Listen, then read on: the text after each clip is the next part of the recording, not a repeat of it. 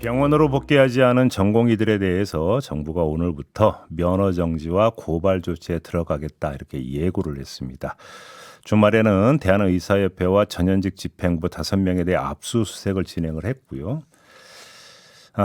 자, 다시 한번 정리하는 시간 가져보기 위해서 대한의사협회 쪽으로 가겠습니다. 대한의사협회 비상대책위원회 주수호 언론홍보위원장 전화 연결하겠습니다. 나와 계시죠?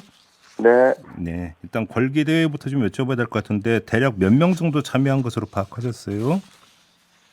4만 명 정도 참석한 걸로 저희 파악했는데요. 네. 워낙 토요일날 밤에 잠을 잘 못 잤어요, 제가. 왜냐면은 예. 지역의사의 몇 곳과 서울시 구의사의 몇 곳에 제가 확인을 했거든요. 예. 많이 들어올 것 같냐. 근데 생각보다 저조하더라고요. 예. 그래서 이게 이러다가 정말 내일 우리 의사들의 의지가 이 정도밖에 안 되는 거 아닌가. 그리고 상당히 실망하고 아침에 깨서 여의도 오는 과정에 많은 분들을 만났어요. 그래서 느낀 게, 이게 누구 시도의사라든지 시군구의사회에 요구라든지 그쪽에 요청해서 많이 모이는 게 아니라, 실제로 자발적으로 많이 모이는 걸 느꼈기 때문에, 이게 우리 회원들의 의지가 이 정도라는 걸 다시 한번 느꼈습니다. 알겠습니다. 아무튼, 근데 경찰 추산 한 10,000명 정도라고 하더라고요. 근데 이건 집회 열리면 원래 주최 측 추산하고 경찰 추산은 항상 다르니까. 그렇죠. 그건 그렇다 치고요. 네. 근데 지금 일부 의사들이 제약회사 영업사원 등을 대상으로 참석을 강요한다. 이런 이야기가 좀 올라왔다고 해서 또 이게 논란이 되고 있는데 사실 파악 좀 해보셨습니까? 안 그래도 어저께 현장에서도 많은 기자분들이 질문이 있어서요. 네. 이렇게 답변 드렸어요. 어떻게 의사협회라든지 아니면은 직역단체에서 강제로 그렇게 제약회사 직원들을 동원하는 사실은 절대로 없고, 네. 그런 일이 있어서도 안 되고, 현재 확인된 바가 없어서, 예. 저희가 지금 처음에 기사가 올라온 사이트를 대상으로 해서, 변호사를 통해서 저희가 사이버 수사대에 수사를 할 예정입니다. 실제로 그런 일이 있었던 건지. 예. 왜냐하면 예전에도 이런 의사들의 어떤 행동이 있을 때마다, 의사들을 음해하고 매도하는 그런 가짜 글들이 많이 있었거든요. 저희가 이제 확인한 바로는 첫 번째 올라온 사이트는 이미 글을 삭제했고요. 아, 그래요? 예. 네. 그리고 그 다음에 올라왔던 것도 삭제한 걸로 확인이 돼서, 이게 이제 사이버 수사대 의뢰를 해야지만 아마 IP 추적이 되는 걸 알고 있거든요, 저희가. 예. 그런 조치를 취할 예정입니다. 그러면 의사협회 쪽에서는 이게 음해성 공작일 가능성을 좀 높게 보시는 거네요? 네, 상당히 있다고 보여지는데요. 예. 우리 의사들만 들어간 여러 가지 사이트들이 있는데, 실제로 그런 일들이 광범위하게 이루어졌으면은, 저희가 모를 수가 없거든요, 그게. 그러면 예를 들어서 비대위 집행부 차원에서 시도 회장단 차원에서 조직적으로 움직인 건 전혀 없었다 이런 말씀이신 거고? 네, 시도나 비대위도 마찬가지고 시군구 의사도 마찬가지고, 네. 그다음에 우리 산하 단체들에서도 그렇게 의사들이 몰상식하지 않거든요. 네. 그런 일은 없습니다. 알겠습니다. 그리고 지금 위원장님도 압수수색 당하셨죠? 네, 압수수색이라니까 대단한 것들로 생각하시는데요. 네.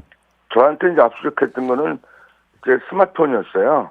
예. 왜냐면 제가 여기저기 연락을 하면서 이제 제가 받은 제목 중에 하나가 전공의들을 조사해서 전공의들이 병원을 나가게 해서 병원의 업무를 방해했다는 게 제 제목이거든요.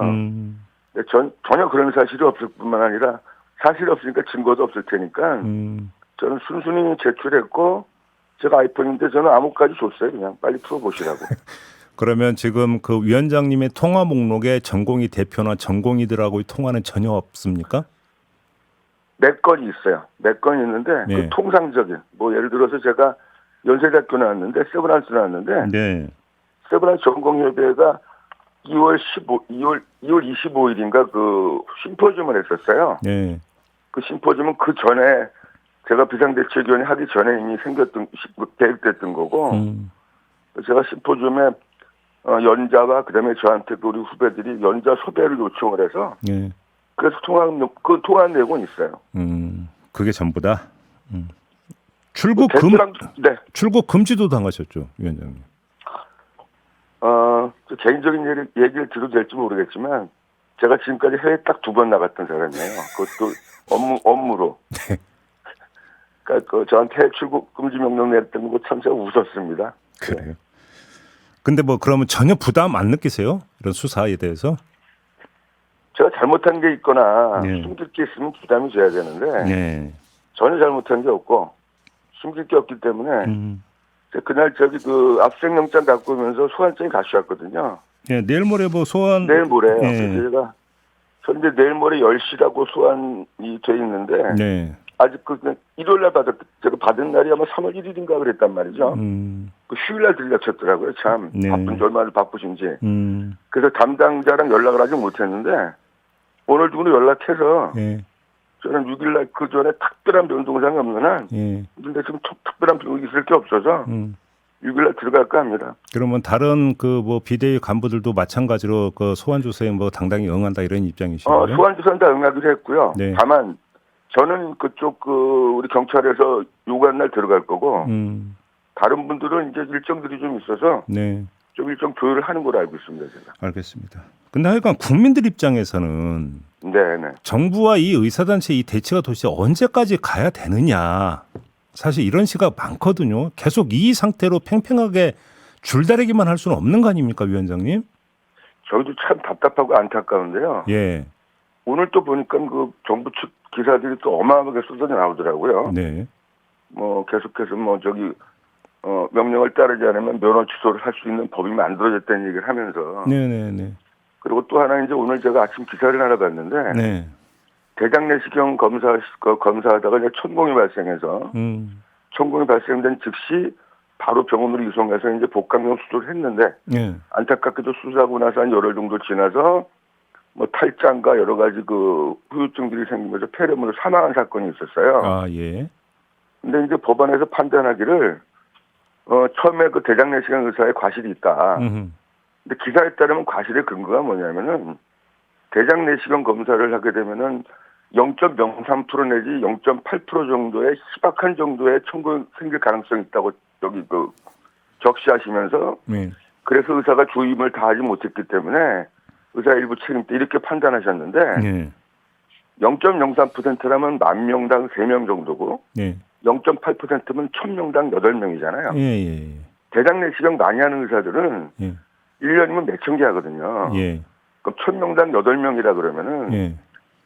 어쩔 수 없이 의사들은 1년에 그런 경우를 많이 당할 수밖에 없다는 거예요. 그러니까 0.8%라 그러니까 굉장히 희박한 거로 보여지지만 실제로 1년에 벌어지는 그 대장 내시경 시술 건수가 몇백만 건이란 말이에요. 예. 근데 굉장히 많은 수거든요. 그렇다면. 근데 그래서 우리가 항상 주장했던 그러한 것까지 다 그 사법 리스크를 강요하게 되면은 의사들이 참 힘들어져서 그래서 그런 과를 안 한다는 얘기입니다. 이게 그런 것들이 지금까지도 아직 오늘까지도 개선되고 있지 않는 상황에서 예. 정부의 일방적 의대 정원 증원을 우리 의사들이 받아들이기 어렵다고 계속 강조하고 있는 거고. 근데 정부는 관련해서 뭐 책임보험이나 종합보험에 가입하는 의사 같은 경우 형사비 그러니까 면책 부분들을 확대해 주겠다 이런 그러니까 방침을 이미 발표를 하지 않았습니까? 그 부분도 잘 들여다보면요. 예. 형사건 같은 경우도 예. 원고 측이 처벌 불원에 동의해야 되는 부분이 일단 있고요. 네. 원고 측이 처벌 불원이라는 얘기는 일단 합의를 봐야 된다는 얘기 아니에요. 네.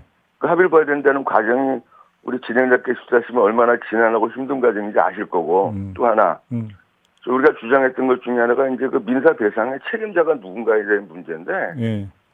우리는 어쨌든 간에 대한민국의 민간 의료기관이지만 정부의 지시에 의해서 공공의료 역할을 담당하고 있는 거니까 예. 그렇다면 OECD 유럽의 국가처럼 민사배상의 책임이 예. 국가나 공단이 되는 게 맞다는 게 저희 입장입니다. 알겠습니다. 그러니까 쟁점은 전혀 좁혀지지 않고 있는 하나의 사례로 지금 그 말씀을 해주신 것 같은데 네네. 지금 일단 오늘이 3월 4일이에요. 그러니까 이제 교육부가 각 대학의 지금 의대 증원 수요 조사는 마감 날이 바로 오늘인데 그렇죠. 예. 일부 대학은 대학 본부와 의대 간에 좀 이견이 있다 이런 보도도 나오고 있던데 어떻게 파악하고 계세요? 이견이 아니라 상당히 많이 있는 게요. 예. 일단 의과대학 교수들은 이 수요 조사에 대해서 본인들이 숫자에 대해서 동의한 적이 없고요. 예. 의대 학장님들도 현재 우리 대학의 형편으로는 의대 정원을 많이 늘려서 또는 늘린다는 것이 의학적 교육하기에 불가능하다는 얘기를 원칙을 갖고 있는데 네. 대학 본부랑 총장님들이 자꾸 위에서 이렇게 압력을 가하시니 그래서 심지어는 어저께는 그 모 국립의대 의대 학장님이 공개적으로 그 총장님한테 이렇게 부당한 압력을 가하는 것은 옳지 않다고 말씀을 하셨고요. 네. 의대 학생들이 총장과 의대 학장님들한테 그 읍소하는 그 성명서들을 많이 냈어요.